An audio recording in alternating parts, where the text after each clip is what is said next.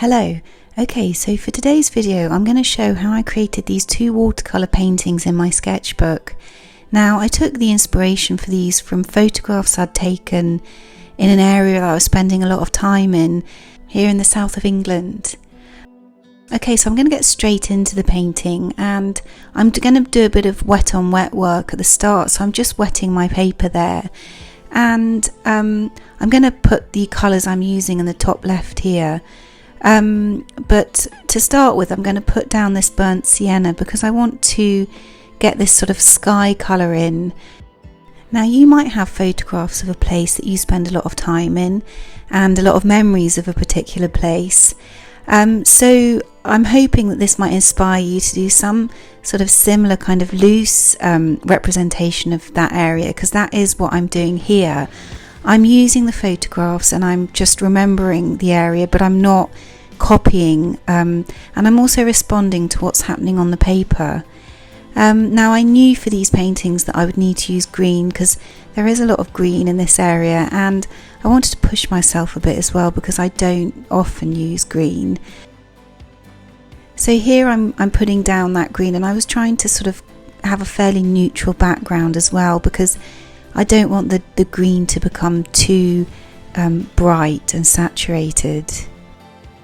Okay, so like I said, I'm doing this wet and wet work to start with, and you can see at the top where the page has dried, so I've got a sharper line there for that hill, and it's actually creating quite a nice sort of almost dreamlike painting, and I almost could have left it there as a sketch, but it actually started to remind me a bit of an area where there's a really wide river.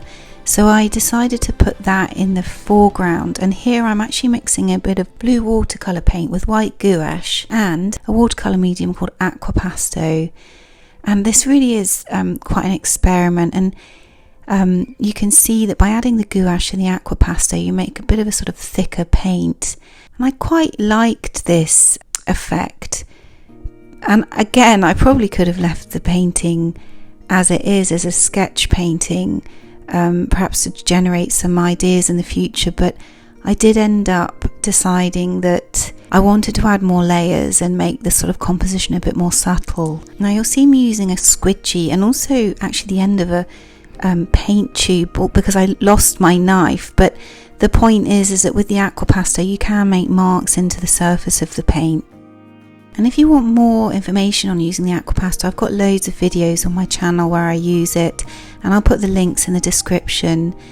So now I'm just going to put the music up while I finish this painting, and I'll jump in again at the end.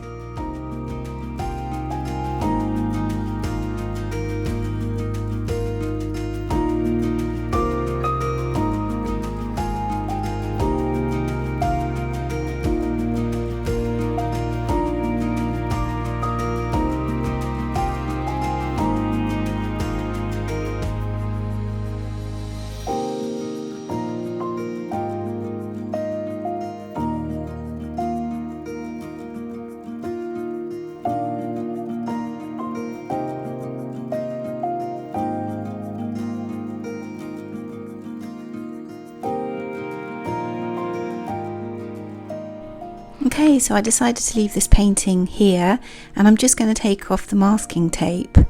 Now I have speeded that up, so I did actually lift that masking tape off a lot slower than it seems. Okay, so I was really happy with how this one turned out, and I thought for the next one I would try and really focus on the idea of a field, and also sort of think about how I could maybe add some abstraction to it as well.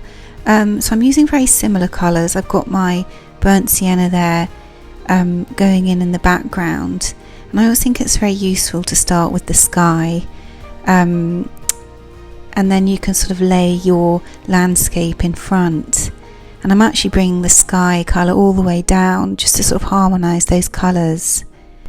So I'm not using a green straight from the palette, I'm mixing my greens, and I do generally try to mix my greens because I just prefer the way that they turn out. So here I'm mixing in the blue ultramarine with either the yellow ochre or the Winsor yellow, depending on how bright I want the green to be. And I'm also mixing in a bit of burnt sienna sometimes to make it more neutral. So as I did with the first one, I'm starting first of all with just pure watercolour, and then I'm adding a little bit of Aquapasto as I go on, and that then enables you to sort of put marks into the paint. But like I said, there's lots of tutorials on my channel about Aquapasto. Now I'll just put the music up a bit while I sort of get on with this painting, and I'll jump in again towards the end.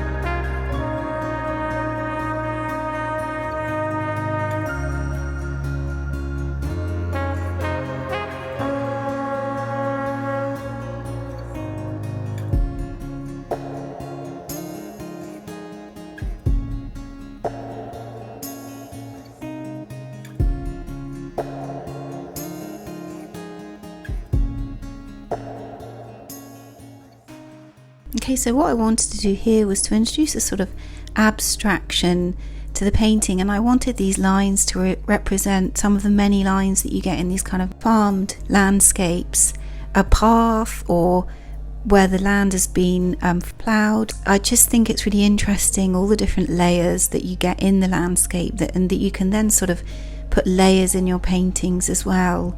And one thing about watercolour, I mean, it does layer very nicely and effectively, but you need to practice and make sure that you don't overdo it, because you can sort of heavy the painting, and I think watercolours look great when they look like they're just kind of fresh and you can still see some of that white paper shining through at points. Now I'll just put the music up again and I'll jump in again at the very end.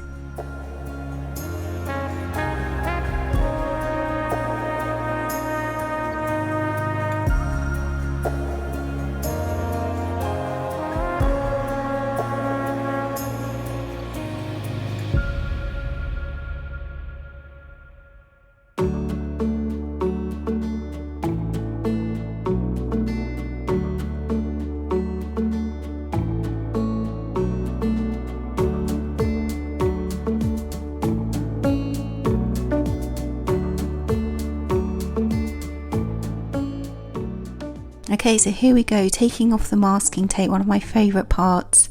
And I was really happy with how this little sketchbook painting turned out, and it's given me lots of ideas for the future.